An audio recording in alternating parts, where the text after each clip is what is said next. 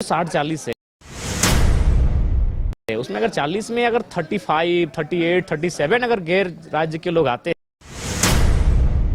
हैं तो मेरे हिसाब से इस राज्य के हक हुकूक को छीनने के जैसा होगा। कोई आबादी जो इस राज्य की नहीं है, इस देश बने इस राज्य की नहीं है, चाहे वो किसी देश से आए या किसी राज्य से आए, अगर उसके आने से अगर हमारी यहाँ की जो आबादी उस पर अगर प्रतिकूल प्रभाव पड़ता है तो प्रतिबंध होना चाहिए। झारखंड में इसी साल विधानसभा का चुनाव होना है। सभी राजनीतिक दल पूरे तरीके से तैयार है। जेबीकेएसएस की ओर से भी लगातार रणनीति बनाई जा रही है। आज इसी पर हम चर्चा करेंगे। इस वक्त हमारे साथ जेबीकेएसएस के सुप्रीमो जयराम महतो मौजूद है। बातचीत करते हैं कि विधानसभा चुनाव को लेकर सभी राजनीतिक दल पूरे तरीके से तैयार है। जेबीकेएसएस की ओर से क्या कुछ तैयारियां की जा रही है, क्योंकि माना जा रहा है कि 4 महीने के भीतर विधानसभा का चुनाव झारखंड में हो जाएगा। देखिए, तैयारी मजबूती के साथ हो रही है और हमारी एक साथ लगभग 4 जिलों में 5 जिलों में काम हो रहा है और बहुत ही सिस्टमेटिकली काम हो रहा है। तो लिहाजा हम लोग विधानसभा चुनाव के लिए बहुत मजबूती के साथ तैयार हैं। जो बायोडाटा आपके पास आ रहे थे, क्या उसमें आपने शॉर्टलिस्ट किया कि इस बार किसे उम्मीदवार बनाना है? शॉर्टलिस्ट हो रहे हैं, लगभग 4-5 नाम तक आके रुके हैं। अब उन नामों का एक तय किया जाएगा मापदंड, और उसके बाद हमें लगता है कि इस सप्ताह के बाद से हमारे प्रत्याशियों की सूची का आना प्रारंभ हो जाएगा। झारखंड में कई मुद्दे जो है लगातार बीजेपी उठा रही है। डेमोग्राफी को लेकर लगातार बीजेपी जो है वो सरकार को घेरने से पीछे नहीं हट रही है। आपने देखा होगा कल ईसीआई गए थे बीजेपी के कई दिग्गज नेता। उनका कहना है कि जो अल्पसंख्यक की बढ़ोतरी हो रही है संथाल परगना के 5 जिलों में, वो लगातार बढ़ रहे हैं। आप इसको किस रूप में ले रहे हैं? क्या ऐसा लग रहा है आपको? मेरा स्टेटमेंट स्पष्ट है कि अगर कोई आबादी जो इस राज्य की नहीं है, इस देश बने इस राज्य की नहीं है, चाहे वो किसी देश से आए या किसी राज्य से आए, अगर उसके आने से अगर हमारी यहाँ की जो आबादी उस पर अगर प्रतिकूल प्रभाव पड़ता है तो प्रतिबंध होना चाहिए। आपने आंदोलन भी किए थे छात्रों के हित में। लगातार जेपीएससी जेएसएससी के माध्यम से लोगों को रोजगार मिल रहा है। आपने अभी मुद्दा उठाया कि अधिकतर लोग बाहरी है। आपके पास प्रमाण भी आप लगातार दिखाते हुए नजर आ रहे थे। तो क्या लगता है इससे झारखंड के युवाओं का हक और अधिकार छीनने की कोशिश की जा रही है? हमें लगता है कि देखिएगा विकल्प, मैंने वही उदाहरण दिया कि अरुणाचल प्रदेश में आज से 6-7 साल पहले की घटना है। हमारे कुछ साथी वहाँ एक बैंक में पीओ का फॉर्म भरे थे या फिर कुछ का, तो वहाँ एक शर्त ये थी कि आपको अपने डॉक्यूमेंट को सारा चीज करने के बाद वहाँ डीडी कटवाने के लिए आपको अरुणाचल प्रदेश के उसी बैंक में जाना होगा। तो इससे क्या होगा, ना कोई झारखंड से जा पाएगा ना उस फॉर्म को भरेगा। एक उदाहरण मेरे सामने आया, जब उड़ीसा में हमारे साथी का सारा चीज़ हो गया, कहेगा तो हम उस महिला से आपको टेलीफोनिक बात कराएंगे, और फाइनली जब इंटरव्यू का पत्र उसे दिया गया तो उड़िया भाषा में दिया गया। तो फॉर्म तो भरने दिया गया, लेकिन कुछ बैरियर उन्होंने कुछ उपाय करके रखे थे जिससे बाहर के लोगों को थोड़ा सा उन्होंने अवरोध किया। तो अभी जो 60-40 है उसमें अगर 40 में अगर 35, 38, 37 अगर गैर राज्य के लोग आते हैं तो मेरे हिसाब से इस राज्य के हक हुकूक को छीनने के जैसा होगा। लंबा संघर्ष रहा। नियोजन नीति, स्थानीय नीति का मुद्दा लगातार आप उठाए। विधानसभा सत्र जब चल रहा था आपने आंदोलन भी किया और विधानसभा का घेराव भी किया। क्या लगता है पेच कहाँ फंस रही है? सरकार की ओर से तो दावे किए जा रहे हैं कि जो झारखंड के हित में रहेगा वही काम सरकार करेगी, लेकिन अब सिर्फ 4 महीने बचे हुए सरकार के पास। देखिए, सरकार को भी फिलहाल एक कोई वैकल्पिक मार्ग तैयार करना चाहिए, एक बेहतर कोई नीति, जिससे या फिर आप तराशिए कि इससे पहले जो 20 साल का गवर्नमेंट रहा है उसमें सबसे बेहतर नियुक्ति किस वर्ष ली गई है, किस कार्यकाल में ली गई है। देखिए, सबसे पहला बात है कि यहाँ की जो सरकारें हैं ना, आज सरकारों की नफरत के कारण यहाँ के अभ्यर्थी पिस जाते हैं। सबसे पहला बात, सरकार को एक दूसरे का सहयोगी होना चाहिए। ठीक है, चुनाव आप उनकी विचारधाराओं के खिलाफ लड़िए, लेकिन उनके खिलाफ मत लड़िए। यहाँ क्या होता है, अगर जैसे मान के चलिए बीजेपी चली गई, अगर बीजेपी ने कोई स्कीम को छोड़ के गए हैं तो जेएमएम उस स्कीम को रद्द कर देते हैं। अगर जेएमएम चली गई और फिर नई कोई पार्टी आई तो उस स्कीम को ही रद्द कर देती है, क्योंकि वो क्या करती है, उसको एक घृणा के रूप में लेती है। यही हमारी हानि होती है।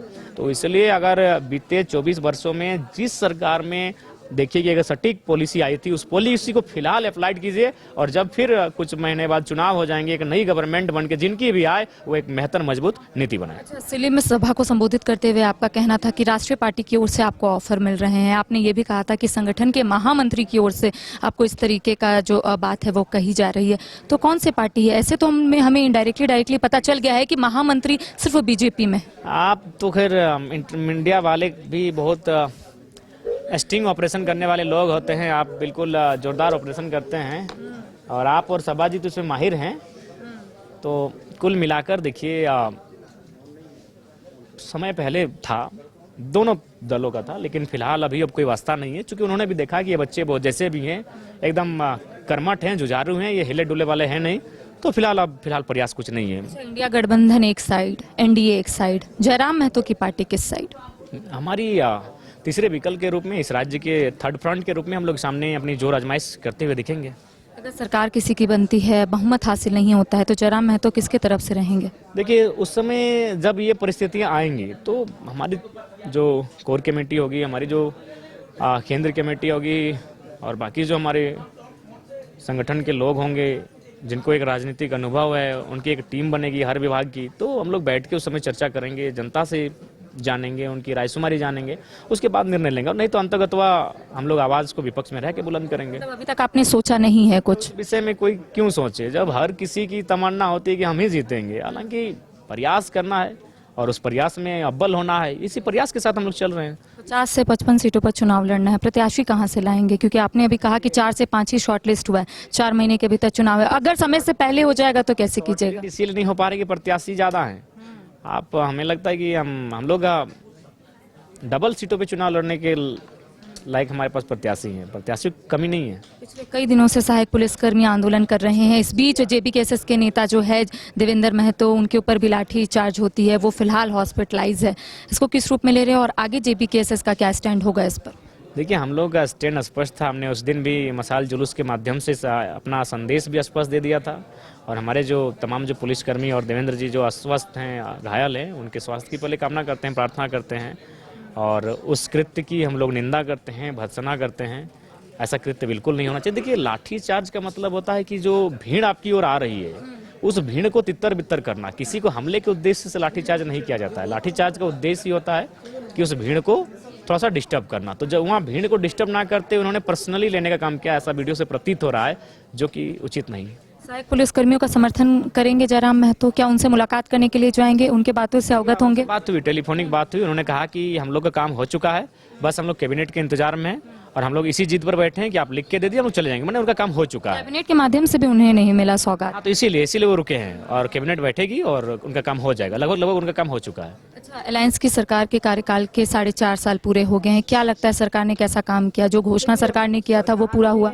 सोना सोबरन धोती साड़ी में झारखंडियों को प्राथमिकता दिया है, लेकिन जब नौकरियों की बात आई तो झारखंडियों को दरकिनार करने का काम किया है। मतलब आपको लगता है कि जो घोषणा पत्र में था उससे विपरीत सरकार काम कर रही है? बिल्कुल। और हम एक सजेस्ट करेंगे कि सबसे पहले एक जो बर्निंग इशू है वो जीएम लैंड को लेकर है। आप उस जमीन संबंधित विषयों को बर्निंग इशू के तौर पे ले और इस विधानसभा में उन समस्याओं का निदान करें।